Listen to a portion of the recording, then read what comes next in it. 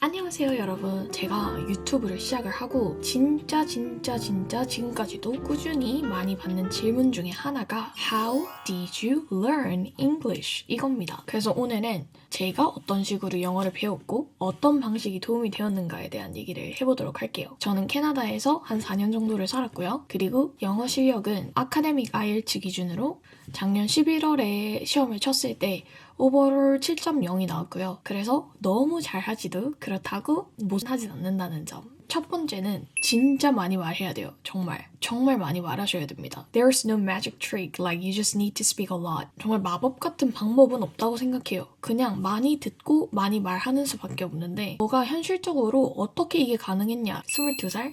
이때 캐나다를 간 거죠. 여러분들이 들으면 뭐야 이렇게 하실 수도 있지만 내가 영어를 쓸 수밖에 없는 환경에 있다 보면 늘 수밖에 없어요. 물론 영어를 쓸 수밖에 없는 환경 안에서도 생존하는 법을 배우게 돼요. 하지만 여러분들이 정말 영어 공부를 하고 싶다 하면 해외를 나가는 것만큼 효과적인 방법이 없지 않나? 라는 생각이 들어요. 그게 정말 제가 직접 했던 방법이었고 그래서 저는 워홀이면 워홀 아니면 어학연수, 교환학생 그런 기회가 있다면 어떻게든 가보라 라고 먼저 말씀을 드리고 싶어요. 그 환경에 나를 던지는 거죠. 저는 처음에 캐나다를 워킹홀리데이로 갔잖아요. 내가 돈을 벌러 가는 입장이 되면 느껴지는 부담감 그리고 압박감이 차원이 다르거든요. 내가 직접 돈을 벌어야 하는 입장이고 그리고 거기 주 고객층이 영어를 쓰는 사람들이다. 그럼 영어를 배울 수밖에 없어요. 그리고 말을 할 수밖에 없어요. 왜냐? 당장 다음 달에 월세를 내야 되니까. 그래서 저는 일단 가보라. 일단 나 자신을 English speaking environment, 그 영어 환경에 놓아보아라. 그리고 제가 개인적으로 생각하는 영어는 저는 22살? 이때 캐나다를 간 거기 때문에 아무리 공부를 해도 항상 모르는 게 있을 수밖에 없고 그리고 원어민처럼 될 수 없어요. 근데 그게 중요한 게 아니라는 생각을 해요. I wouldn't say I have perfect English. I do have accent. I still have a lot of grammar mistakes.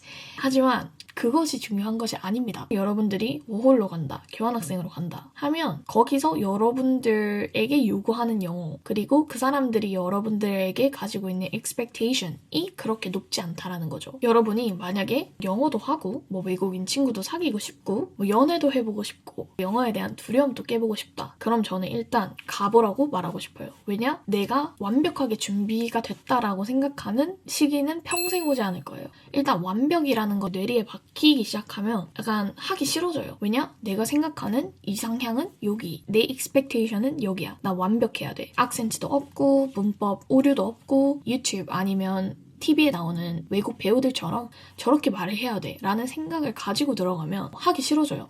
그리고 그게 현실적으로 어려워요.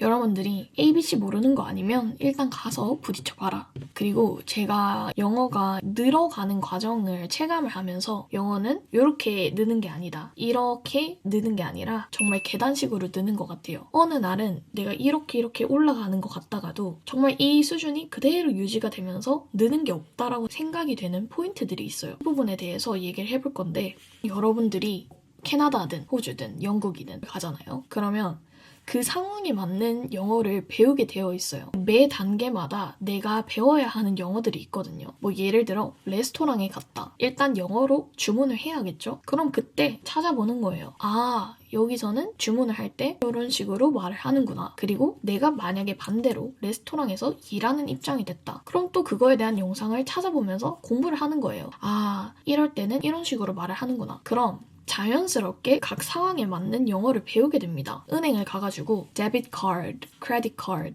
이거 모르면 어떻게 할 거예요? 그럼 그거에 대한 거를 가기 전에 공부를 하고 가는 거예요. 그리고 내가 외국인 친구를 사귀고 싶다. 그럼 공통 관심사를 찾아서 너 취미는 뭐야? 너가 평상시에 좋아하는 배우 있어? 아니면 좋아하는 영화 있어? 그런 대화들을 연습을 해가는 거예요. 그럼 그때 또 공부를 하게 됩니다. 파티를 간다? 대화를 하고 싶으니까 또 공부를 하게 되는 거예요.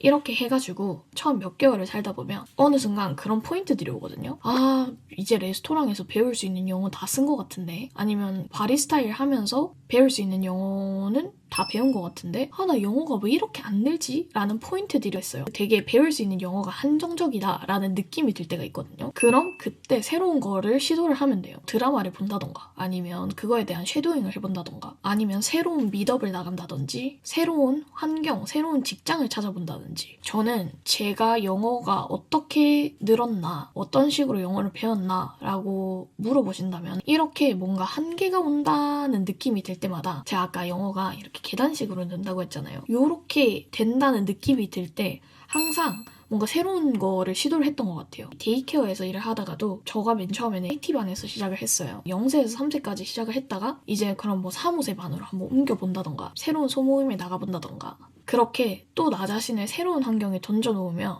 거기서 또 내가 해결해 나가야 하는 챌린지들이 분명히 있거든요. 배울 게 생겨요. 그래서 자신 있게 말을 해볼 수 있어요. 내가 용기만 있으면 되는 게 언어다. 여러분들께 마지막으로 어떤 얘기를 해보고 싶냐? I know it's hard, like it's not gonna be easy because we are already speaking our own native language. So I want to tell you that just put yourself in an environment that you need to speak English. It's not easy, but trust me. It helps so much. Not just English, but in life. You'll be more independent, you'll be more confident and stronger. And it's okay to make mistakes. Even for me, I still get nervous when I try something new.